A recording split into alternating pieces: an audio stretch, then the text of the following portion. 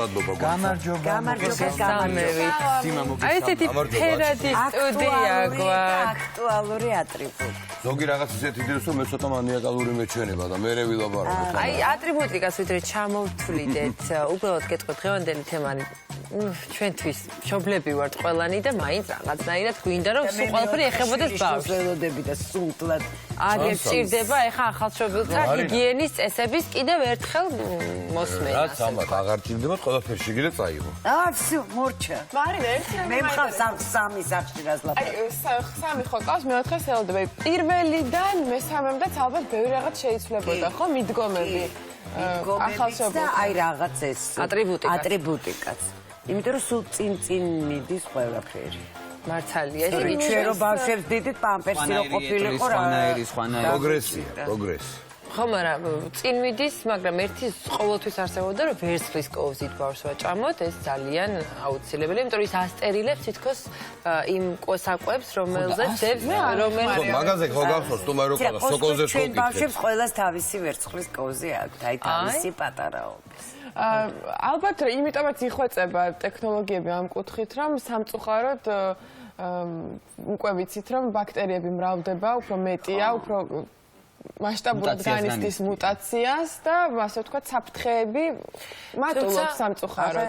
მე ანუ მშობლები, რომელიც ჰიპერმზრუნველია და ზედმეტადაც. მე მახსოვს მაიკლ ჯექსონის შემთხვევა, რომელიც არ აძლევდა ბავშვებს უფლებას, რომ ეხოხათ იატაკზე, რომ ეს ზედმეტი ბაქტერიები თუ ის ბაქტერიები, რომელიც რეალურად ჭირდებოდა ბავშვს, არ მოხვედრილიყო მის პირში. მაიკლ ჯექსონი რამდენიც გინდა იმდენია. მე მაიკლ ჯექსონივით არ ვაძლევ, უბრალოდ ვაძლევ ჩემს შვილს, რომ ეგრე არ ვიქცევი, მაგრამ ერთი ცოტა მანიაკალური მე მგონი დამემართა მეც, იმიტომ რომ ძალიან დიდხანს ვაგროვე ფული და რაღაც საჭიროებები მოვიკელი, იმიტომ რომ მეყიდა ჰაერის სტერილიზატორი ოთახში. ეს რომელიც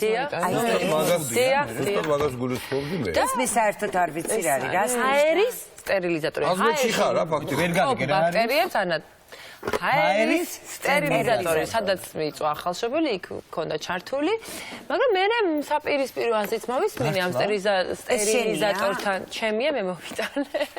მაგრამ ეხლა თან მეცინება ეს რო გავაკეთე, მაგრამ ეს ვიყიდე, როდესაც მეორე გამიშთა, ანუ 10 წლიანი პაუზა ხო იყო და აბა რა არის ახალი ესე გავიგე ამბავი და რა მჭირდება, რომ აი ბავშვს ავარიდო ყოველგვარი ბაქტერია და ესე ვთქვათ დავირუსების ფასიათზე და გული გავიწყდა თავიდან რომ ნახე. ზედმეტი შეშინებაც მე მგონი არა. ხო და აი მესამე ბავშვი არ გამომიყენებია გულახდილად გეტყვით და მივხვდი რომ ის კუთვნილი რაღაცა უნდა მიიღოს, რომ იმუნიტეტი გამომუშავოს, საბარა. უნებრივია. კარგი, ხო, აქ არის კიდე გამოსახარში ამ ჩვენს მაგიდაზე ბოთლების და ჭურჭლის არის ვერცხლის და პლასმასის კოვზი ბუნებრივია და სხვადასხვა საშუალებები. ხო, აი ხოხვისთვის ეს ხალიჩები, სახოხი. ძალიან კაია გენაცვალე ძუძუს თუ აჭმენს. ცოტა მე მგონი არაფერი აღარ გჭირდება. ისა ბოდიში. ტემპერატურა შეუნარჩუნოს. ბოდიში ცოტა ზედმეტებში მე მეჩვენება რომ ხო არა მე არა გითხოთ რა ხო მართლა იმას პედიატრი ნანა რურუა შემოგვერთდება და მოგცემს ყველასთვის მოსარგებლად თავად. გამარჯობა მოგესალმებით. გამარჯობა. ალბათ ნანა, ესე იგი ახლა მე ეს რო დავიღო დავაყენო სახში ყაზბეგში ვარ.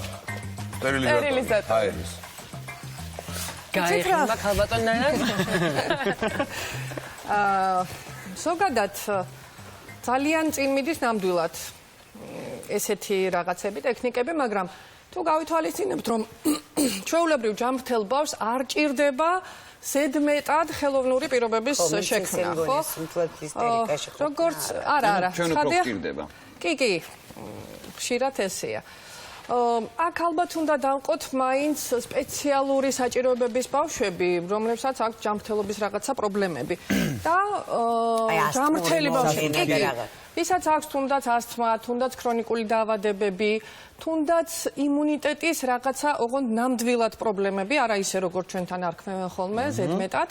და ერთი არის აი ეს სპეციალური საჭიროებების ბავშვები და მეორეა ჯანმრთელი ბავშვები, რომელსაც გარდა განსაკუთრებული ასაკობრივი ჯგუფის, ანუ ეს ასაკობრივი ჯგუფი არის ახალშობილობის პერიოდი, როცა მაინც უნდა მოვარიდოთ ზედმეტ ინფექციებს, გარდა აი ამ ჯგუფის, აი ამ პერიოდისა, განსაკუთრებული დაცვა არ ჭირდება ვირუსებისა და ბაქტერიებისგან. ანუ ნორმალური დოზა, ეხლა სპეციალურად ცხადია თუ ვირუსი აქვს ვიღაცას, არ უნდა ჩაეხუტოს ბავშვს, მაგრამ ზედმეტობაც არ არის აუცილებელი იყოს სტუმარი შემოსული იმისათვის, რომ ბავშვის უსაფრთხოება დავიცვათ. ცხადია, ესეთი აუცილებლობა ჯამრთელი ბავშვის შემთხვევაში არ არის. ხომ, ანუ ზედმეტად ბავშვის პერიოდში დავუშვათ, როცა ბავშვი ხოხავს. და ეს არის მისი ძირითადი საქმიანობა. კი, როცა ბავშვი ხოხავს, ნუ ახლა იქ რაღაცა საოცარემაში არ უნდა იყოს ცუდგარიმოში, ნაგავში არ უნდა იყოს, მაგრამ კი, ჩვეულებრივად დალაგებული, მაგრამ ზედმეტი სტერილობა აბსოლუტურად არ არის აუცილებელი. ხო, სტერილურად არ უნდა იზრდებოდეს, იმიტომ რომ მას უნდა კონდეს იმ ბაქტერიებთან შეხება, რომელიც ნორმალურია ჩვენი გარემოსთვის. ანუ ნორმალურად როგორც არის ზედმეტი არ უნდა იყოს და არც განსაკუთრებულად ნაკლები არ უნდა იყოს. შობელმა ან მომვლელმა აი რამდენ ხანში ერთხელ უნდა გამოასუფთავოს. ხო, ესეც არის. მე მაგალითად ვერ ვიტყვი რომ სტერილურად ყოველ 1 საათში ერთხელ ვასუფთავდი და წვერი მაინც იყო მის განსაცმოზე, როდესაც ხოხავ და დღეში ჩვეულებრივად როგორც ასუფთავებთ ხოლმე, ისევე უნდა დასუფთავდეს. კიდევ ერთხელ ვამბობ, არა ქიმიური საშუალებებით. არა ქიმიური საშუალებებით. კიდევ ერთხელ ვამბობ, ცოტა სხვანაირია დამოკიდებულება, როცა არის ალერგიული ბავშვი. ამ შემთხვევაში შეიძლება ცოტა აქცენტირებულად ხდებოდეს ყოველ შემთხვევაში იმ ფაქტორების გათვალისწინება, რაზეც დადასტურებულად აქვს ალერგია. აქაც სათქმელია, რომ ძალიან ხშირად, როცა ზუსტად არიციან ხოლმე და ზოგადად არ თქვენ რომ ბავშვი ალერგიულია, კი, უფრო ხშირად არიციან. ასევე არის რაღაცა ზედმეტი უკიდურესობები. ამიტომ ხაზგასმით ვამბობ, რომ რაზეც არის დადასტურებული ალერგია, თქვათ მტვრის ტკიპაზე, თქვათ ობის სოკოზე, იმ მიმართულებით უნდა წარიმართოს სპეციფიური ღონისძიებების მიღება და არა ზოგადად ყველაფრის მოსპობა ცხადია არ ჭირდება. თუნდაც ესეთ ბავშვს. როდესაც ბავშვი ჩნდება ოჯახში, მაშინვე ჩნდება რამდენიმე ჩაიდანი, ყველა არის ჩართული, ყველაში არის ადუღებული წყალი და თითქმის ყველაფერი, თქვათ, პატარა სათამაშოდან დაწყებული და განსაკუთრებით რა თქმა უნდა, პირველად ჭურჭელი, ბოთლი, მაგალითად, სულ არის ადუღებული წყალში, იმდუღრება. ეს არის ძირითადი მოსაზრება, მაგრამ გამიგე იშვიათად, მაგრამ მაინც მოსაზრება, რომ ეს არ არის განსაკუთრებული აუცილებლობა. თქვენ რა ხედვა გაქვთ ამასთან დაკავშირებით? იცით რა, ამასთან დაკავშირებით ჩემ ხედვაზე არ არის თანამედროვე ხედვა როგორია, ხო? ჩვეულებრივად მე გისმენდით სანამ ეთერში შემოვიდოდი და მართალია ძალიან ბევრი რამე შეიცვალა. განსაკუთრებით შეიცვალა ჩვენი ქვეყნისთვისაც. ცივილიზებულ ქვეყნებში დიდი ხანია უფრო მარტივი და უფრო თანამედროვე მიდგომა იყო ბავშვის გაზრდის. ჩვენთან ძალიან ბევრი სიახლე შემოვიდა მით უფრო აი ამ ბოლო წლებში. ეს სიახლე ძირითადად და ჩვენ ამაზე არაერთხელ გვისაუბრია, რომ ძირითადად არის უფრო ბუნებრივთან მიახლოებისკენ წასული. ანუ ის რაც ბუნებრივია ზოგადად ადამიანისთვის, ის რაც უფრო ლოგიკურია, ის არის ნორმალური. ხო, არ შეიძლება რომ ჯამრთელი, კიდევ ერთხელ ხაზგასმით ვამბობ, ჯამრთელი ბავშვისთვის, რომელსაც აქვს ადაპტირების, თავის დაცვის, შეგუების უამრავი საშუალება, ჯამრთელი ბავშვი არ შეიძლება ჩააყენოთ არანორმალურ პირობებში, ხო? ანუ უმდუღროთ და უსტერილოთ ყველაფერი თავიდან ბოლომდე. ეს ცხადი არ ეხება რაღაცა განსაკუთრებულ სიტუაციებს, თქვათ, როცა ლაპარაკია ხელოვნურ კვებაზე, როცა ლაპარაკია რძეზე, რომელიც არის ზოგადად ადვილად გაფუჭებადი პროდუქტი, მაგ შემთხვევაში ცხადია, უფრო მეტი ყურადღება უნდა დაუთმოთ ბოთლების და საწოვარის გასტერილებას. დანარჩენი არ არის აუცილებელი ძუძუზე, რა თქმა უნდა. ძუძუ რა თქმა უნდა არის პრიორიტეტული, მაგაზე არ არის ლაპარაკი, ძუძუს არ უნდა არანაირი სტერილიზაცია. მაგაზე მე მგონი არავინ არ დავუბრთ, რომ ძუძუთი კვება არის ყველაზე მთავარი და შეუცვლელი ყველანაირი თვალსაზრისით, მაგრამ ნუ როცა ეს არ ხერხდება, მაგ შემთხვევაში იმ შემთხვევებზეა ლაპარაკი. ცხადია, მოკლედ, ბავშვი ჯამრთელი უნდა იყოს ზომიერ პირობებში, არც გადაჭარბებულად დალაგებულში და არც გადაჭარბებულად დაბინძურებულში, ჩვეულებრივ ნორმალურ ჰიგიენურ პირობებში. ჯობია რომ ცხადია სხვადასხვა ყველასთვის სხვადასხვა ეს მუდმივად ყველაფრის დამდუღრა, მე მგონი ცოტათი აკვიატებულ ქცევაში გადადის ახლა. პირველადი ბოთლებს, აი პირველად როცა ხსნით და ხმარობ, ალბათ პირველად როცა ხმარობ, საკვებთან დაკავშირებული განსაკუთრებით, როცა ეს საკვები არის რძე, ვთქვათ, იგივე თუ ეს არის წყლის ბოთლი, არ არის აუცილებელი რომ იყოს მუდმივად დასტერილებული, ხო? იმიტომ რომ წყალი ესე ადვილად არ ფუჭდება. აქ ლაპარაკი არის, ვთქვათ, შეკითხვა არის ესე, რატო უნდა გასტერილდეს? ხო, ზე არის თვითონ ძალიან კარგი საკვები ნიადაგი ბაქტერიებისთვის. ამიტომ ჯობს რომ იყოს გარეცხილი გამდინარე წყლით და მერე ნუ მაინც უფრო დამდუღრული. ანუ ამ თვალსაზრისით უფრო უნდა იყოს, იმიტომ რომ კვებით უფრო შეიძლება რომ ზოგადად ბაქტერიული დაბინძურება მიიღოთ, ვიდრე ჩვეულებრივი რაოდენობით, ანუ სათამაშო ცხადია მე არ გულისხმობ რომ სათამაშო არ უნდა გარეცხოთ, ან აუცილებლად იატაკიდან უნდა ჭამოს ბავშვმა რაღაცას იბინძურე, მაგრამ ამაში ჯობია ალბათ რომ მაინც ზომიერება იყოს დაცული. სათამაშოზე არის ერთი გამოსავალი, რომ ეკოლოგიურად სუფთა სათამაშოები შეიძლება. ეს სხვა თემაა, დიმა, ეს სხვა თემაა, აბსოლუტურად სხვა თემაა და ძალიან მნიშვნელოვანი თემაა. ეს ძალიან მნიშვნელოვანი თემაა, იმიტომ რომ აღმოჩნდა რომ ის საღებავი რითიც იფარება სათამაშო, ცხადია უნდა იყოს ეკოლოგიურად სუფთა და თვითონ სათამაშოს ხარისხი უნდა იყოს ძალიან. არ შეიძლება რკინას, მე ესეთი მოსაზრება გამიგია. რკინას პლასმასის სათამაშოებში იქ არის შეზღუდვები, რა ნივთიერებით შეიძლება იყოს დამზადებული და ასევე ძალიან მნიშვნელოვანია რომ იყოს ხარისხიანი საღებავით დაფარული, იმიტომ რომ საღებავი აი ამ პირისხროს გარემოში ან არ იყოს საერთოდ დაფარული. შეგვიძლია Facebook-ის ერთად ვიტყვი ჩვენი მაყურებელი შეგვიძლია შემოგვიერთოთ ჩვენ Facebook-ის გვერდზე დაგვიწერეთ კითხვები და შეძლებს დაგვარა ჩვენ დავსვით. ასე რომ ერთ პრინციპზე ალბათ უნდა შევთანხმდეთ რომ ჯობია რომ სათამაშო იყოს ცოტა, მაგრამ ხარისხიანი, ვიდრე ბევრი და ფერადები რო უყვართ ამათ ფერადები შეიძლება რომ შეირჩეს. იცით რა, აქ არის კიდე ერთი პრინციპი. ბავშვისთვის სათამაშო შეიძლება იყოს ნებისმიერი რაღაცა. ხო, ანუ სათამაშო შეიძლება აღიქვამდეს გასაღებს, რა ვიცი, ჭანჭიკებს, ფილებს, ყველაფერს აქვს სათამაშოს მნიშვნელობა. მე ვერ ამოხსენე რომ ეს ბავშვი რომელიც ვერც დადის და ვერ დახოხავს, ნებისმიერ შემთხვევაში აი ჩამთვლელში არ ჭობს იმას, აი ფენომენია. ორნახევარი დაინახავს და მიდის და აი უმიზნებს. იმიტომ როგორც წესი ჯერ ერთი ამას უკრძალავენ. და ეს მისთვის საინტერესოა. მაგ დროსაც მოქმედებს ეგ ისა ხო? სამყარო უნდა შეიცნოს. მათ შორის საფრთხის განცდა ძალიან არა აქვს გამოხატული. შესაბამისად, მისთვის თანაც საინტერესოა, როგორც კი ამის გაკეთებას ცდილობს, შობელი უკრძალავს და მით უფრო საინტერესოა, რახან უკრძალავენ. და კოვზი ვერცხლი თუ პლასმასი? კარგი ხარისხის პლასმასი, ვერცხლი ორივე შესაძლებელია ცხადია რა. პლასმასში არის ასევე ძალიან ბევრი კვლევა ტარდება მაგასთან დაკავშირებით, რომ უნდა იყოს უფრო ფართე სპექტრი იხმარებოდა პლასმასის, მაგრამ შეზღუდეს პლასმასის შემადგენლობა. ანუ კარგი ხარისხის შემადგენლობის უნდა ხის არა, აი იცით რა, კარგი ხარისხის, კარგი წარმოების კოსმეტიკა. და თვითონ ბრენდული, ესე ვთქვათ, ბრენდული თვითონ მაქსიმალურად კი, გარანტია, იმიტომ რომ ითვალისწინებენ იმ კვლევის შედეგებს, რომელიც არის. ანუ მუდმივად უყურებენ და ეს ითვალისწინებენ ყოველთვის, ბატონო? ვერცხლს არ ჭირდება კვლევა. ვერცხლს, ხეს, ბუნებრივ პროდუქტებს ხადია არ ჭირდება. აი გვანცა მეგონი ბავშვი დატოვაში შველი დღეს. არა, მე წამოვიღე სამი სახის გადასაფარებელი და ეხლა დავაკვირდი რომ ეს სეზონების მიხედვით ეფარა. ხო და ეს იყო რომელიც პირველი დღეებიდან ეფარა, იმიტომ რომ ზამთრის ბავშვია და მე არ ვიცი რამდენად სწორი არჩევანი გავაკეთე, იმიტომ რომ ეს არის თუ არ ვწდები ეგრეთ წოდებული არალერგიული? არ ვიცი, აი თქვენ მითხარით რამდენად არის სწორი ესეთი ტიპის საბნების ხმარება და როგორი უნდა იყოს საერთოდ თეთრეული, რომ ბუნებრივი. ხშირად ამბობენ რომ ბავშვი ოფლიანობს, რაღაცას აბრალებენ, ხო? მაგრამ როგორც წესი ზედაპირი აქვთ ხოლმე დავშოთ იტყვენოს რაღაც კოტონი, ბუნებრივი, რაღაცა ბამბის და შიფთავსი არის ეს რაღაცა სინთეტიკა, იმიტომ რომ გზნო. ხელით, ანუ მატყლის საბნები გენერალური გარანტირებული ხარისხის.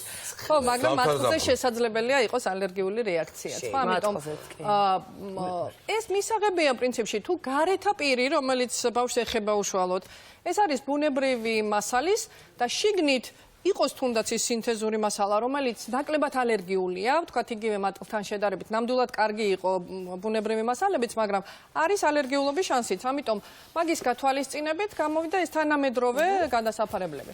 პრინციპში ნორმალურია აბსოლუტურად, მთავარია რომ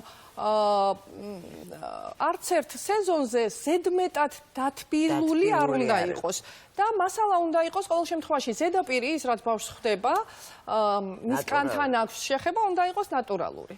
ასევე 60-თანაც ალბათ ხო? ასევე 60-თან. ასევე 60-თანაც. როგორც წესი ფასი ემატება, როდესაც ნატურალურია ქსოვილი და ძალიან დიდი ბაზარია, ასე ვთქვათ, ბევრნაირი არჩევანი დიდია და ხო არის რაღაცნაირად შარბლები, რომლებიც არის რაღაც ნარევი, სინთეზური, მაგრამ სპორტული შარბლები, რაღაცნაირად რომელიც აქტიურად აცვეთ ბავშვებს. აქ ძირითადად კი და ძალიან ლამაზებიც არის. ძირითადად ჯერ ერთი უსაფრთხოა თუ არ არის შიგნითა ფენა მაინც ჯობს რომ იყოს ბამბა. გარედან ცხადია შეიძლება რომ ესეთი სტილისთვის იყოს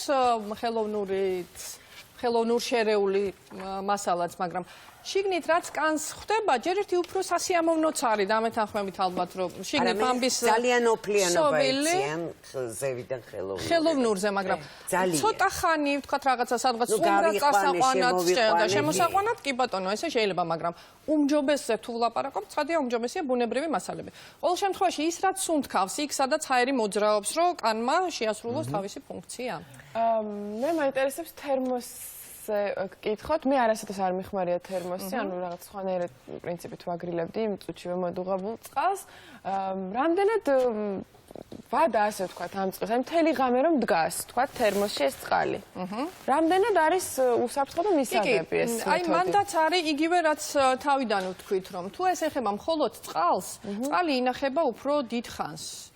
შესაძლებელია რომ ეს თერმოში ნადგომი წყალი თქვათ კი შესაძლებელია კვების მოსამზადებლად თუ ეს ეხება არსებობს მეორე ვერსია რომ შეიძლება მომზადებული იყოს ხელოვნური ნარევი რასაც ჩვენთან ნაკლებად ხმარობენ მაგრამ იხმარება იყოს პირდაპირ გამზადებული ღამისთვის ხელოვნური ნარევები და იმისთვის ცოტა უფრო საფრთხილოა ესე ვთქვათ, ანუ ცოტა უფრო დაბალ ტემპერატურაზე უნდა იყოს შენახული და თერმოსში, ერთი კვებიდან მეორე კვებამდე თავისუფლად შეიძლება.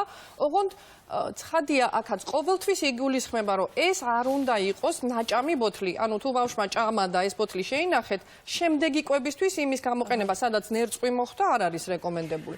თუ არის სტერილურად კოლოფზე რო წერიერ თითქოს მხოლოდ 9 საათის განმავლობაში უნდა მიიღოს ეს მომზადებული საკვები. მხოლოდ 9 საათის განმავლობაში თუ ის არის ნაჭამი.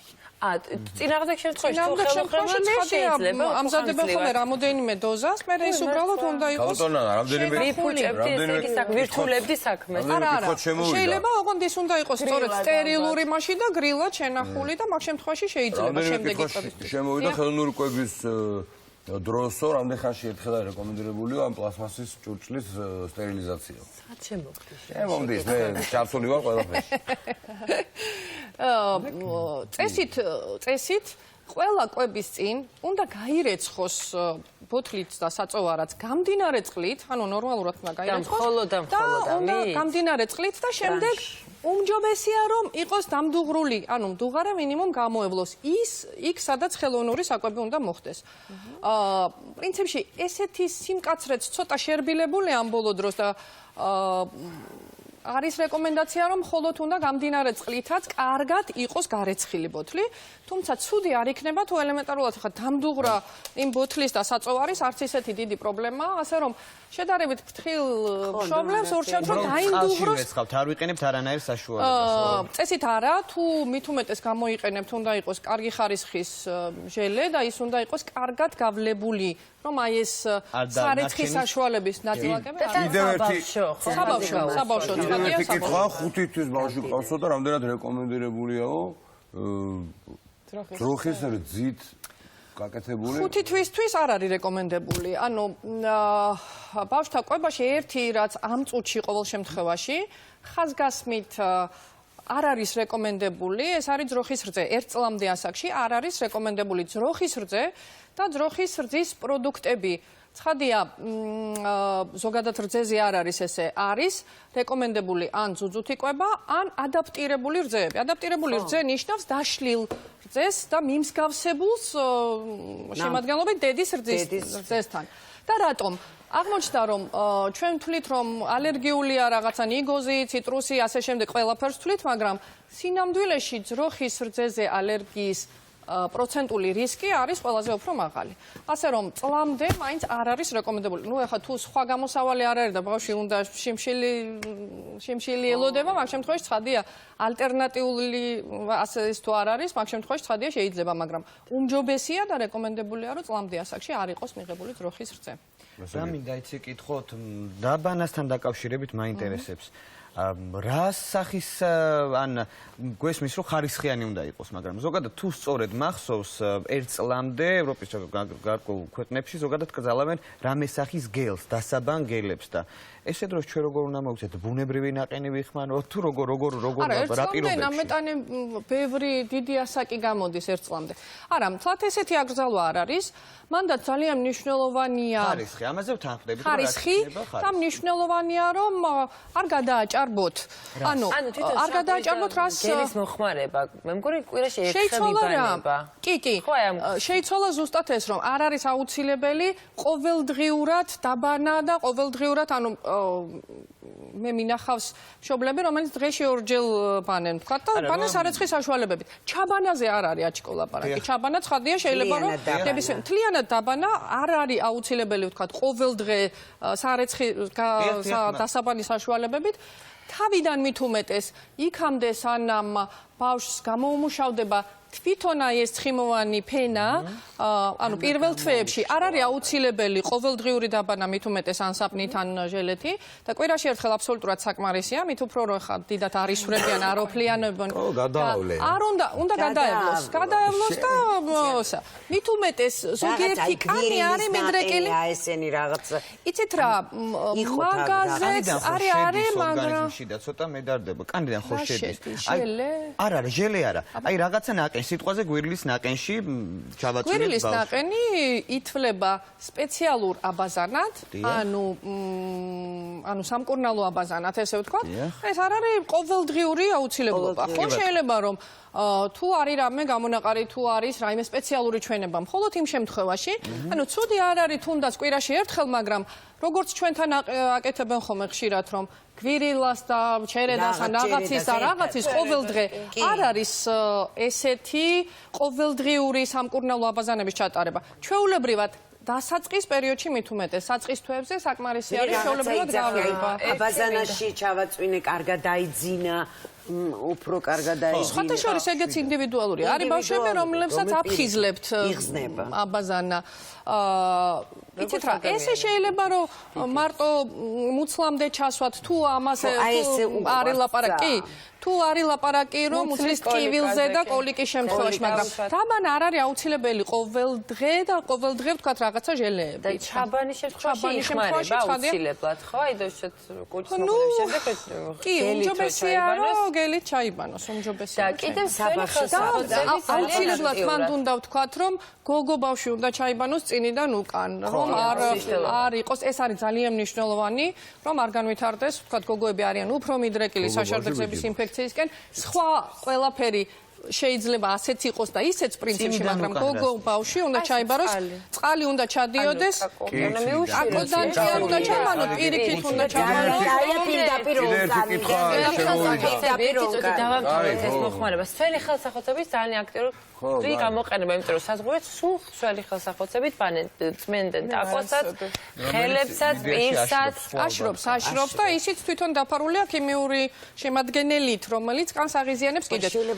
ხო, თუ ეს არის ნუ მგზავრობა, რაღაცა გეჩქარებათ, არა გაქვთ იმის პირობები, ცხადია, ეს არ არის ტრაგედია და იხმარება რა თქმა უნდა, იხმარება ჩვენთანაც, მაგრამ თუ არის შესაძლებლობა სახლში ხართ, გცალიათ, ბავშვს ესე ურჩევნია, ცხადია, უმჯობესია და პლასმასის ბოთლი უყიდოთ თუ მინისო, რა რეკომენდაციას მოგცემთ და მეორე კითხვასაც ვიტყვი, აუცილებელია თუ არა დაბადებიდანვე ორთოპედული იყოს არა, აუცილებელი არ არის.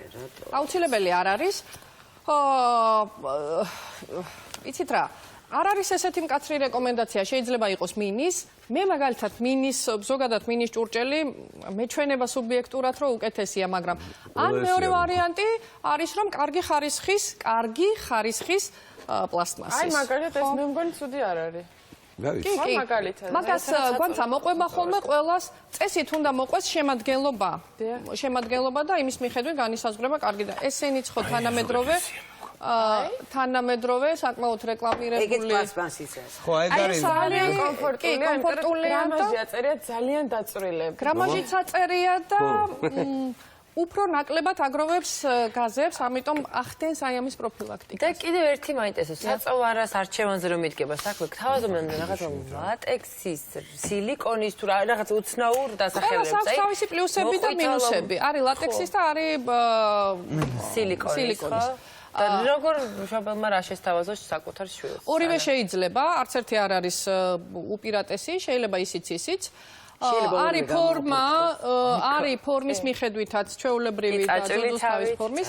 მე რაც წესით რეკომენდაციებში ოფიციალურად არის, რომ უნდა იყოს წაკვეთილი თავის, მით უფრო თუ ბავშვი არის შერეულ კვებაზე და პარალელურად ჭამს ძუძუსაც, მაგრამ იცით რა, ძალიან ინდივიდუალურია მე როგორც უყურებ, რა თვითონ ბავშვები ირჩევს ზოგიერთი მაინცა და მაინც წაკვეთილი ფორმის და სხვას არ წოს, ზოგიერთი მრავალი ფორმისას და ერთი კვირის განმავლობაში მთელი თბილისის მასშტაბით ვეძებდი ზუსტად ისეთივე საწოვაროს როგორც ხონდა, და სხვა არ მოსწონდა. კი, ის უკვე ძალიან გადასაგდებია რა.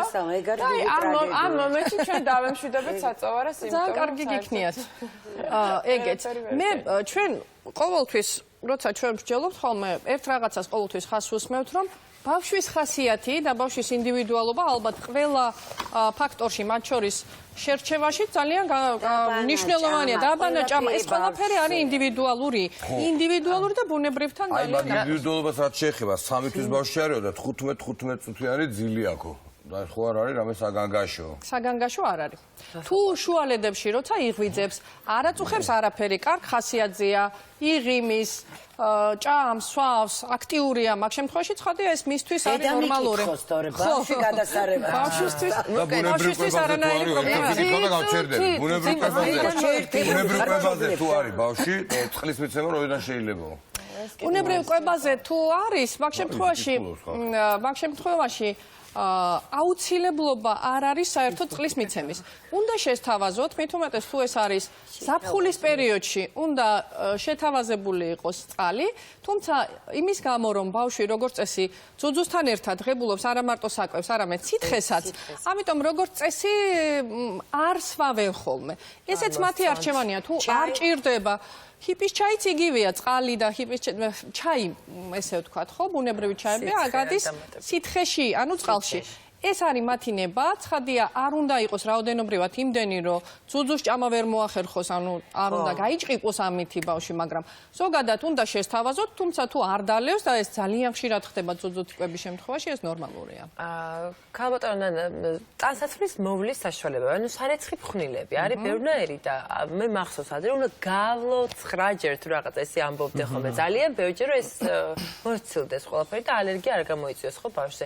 თქვენ რა რეკომენდაციას მოგცემთ? იცით რა, ეს რეკომენდაცია რჩება სხვათა შორის რომ კარგად უნდა გაევლოს. თუმცა აქაც ზოგადად ეცხო თუ სარეცხ მანქანაში. არა, სარეცხი მანქანაში სხვა თეთრული ხოიები ეცხება. რამდენადაც ვიცი და იგივე ჩემს სარეცხის მანქანასაც აქვს ფუნქცია ჩვეულებრივად ბავშვის სარეცხის რეცხვის სადაც ზუსტად ეგ არის, რომ გავლებით უფრო ხშირად ხდება გავლება.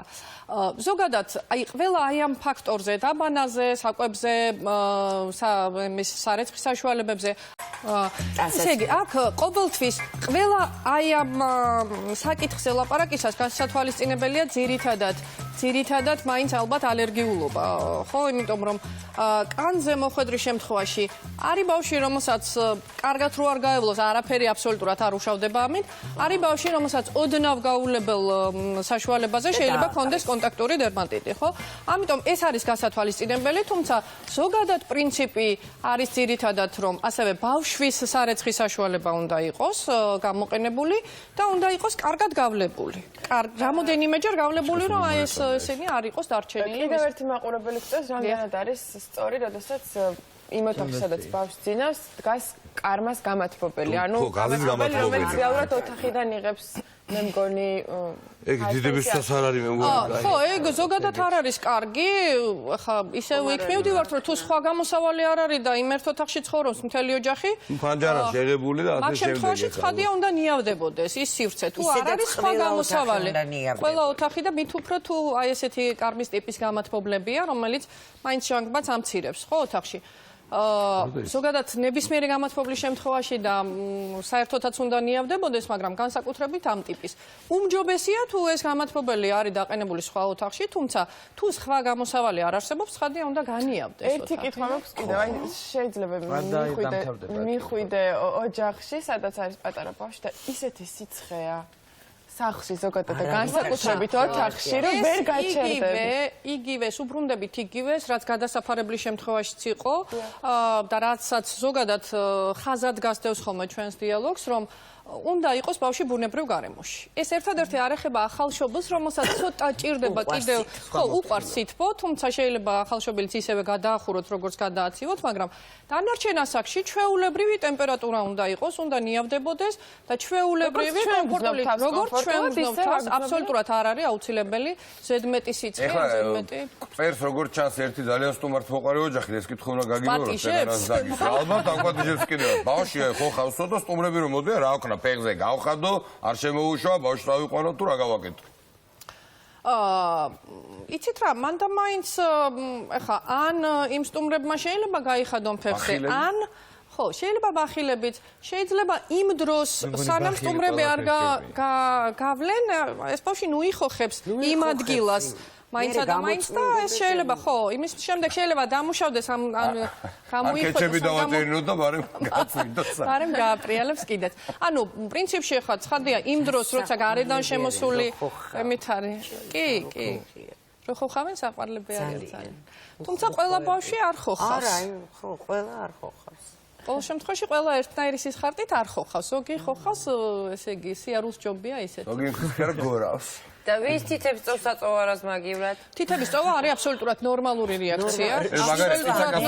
არა, 7 წლამდე აღარ არის ნორმალური რეაქცია. როგორ გადავაჭი? 45 წლამდეც არა, მაგრამ პატარა ასაკში, ჩვილობის ასაკში არის აბსოლუტურად ნორმალური.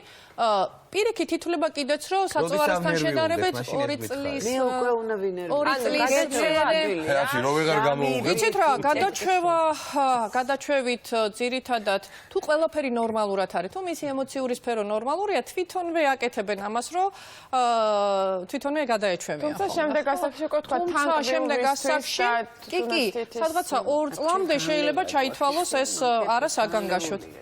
კი, თუ მერე თვითონ ბუნებრივად არ მოხდა გადაჩვევა, ცხადია შეიძლება რომ ამას ჩაერთოს ფსიქოლოგი და გაირკვეს რატო გახანგრძლივდა ესეთი მინჯაჭულობა ამ ქცევასთან და მე იმის მიხედვით ყოველ შემთხვევაში ჩვილ ასაკში იქ როცა ჩვენ ვლაპარაკობთ რაჯობია შეიძლება თუ არა და ეს ნორმალურია თუ არა რომ წოვდეს თითს და არა საწოვარას არის აბსოლუტურად ნორმალური ჩვილ ბავშვთა ასაკში. რამდენი კითხვა მაქვს მეც გვანცასაც იმასაც ჩვენს ყველა მაყურებელს, მაგრამ სამწუხაროდ აი ამ ეტაპისთვის დრო მოგვეწურა, თუმცა ეს ნიშნავს იმას, რომ ხალბატონი ნანა უნდა დავგვირდეს, რომ კიდევ გვესტუმრება. დარჩენილი კითხვები დავსვათ თქვენთან და მოვისმინოთ თქვენი პასუხები. დიდი მადლობა, ვიყავით ჩვენთან ასეთ კომპეტენტური პასუხები. ჩვენ დავბრუნდებით რეკლამის შემდეგ. შემგრილდა. მე მეგონა მე მაფარე.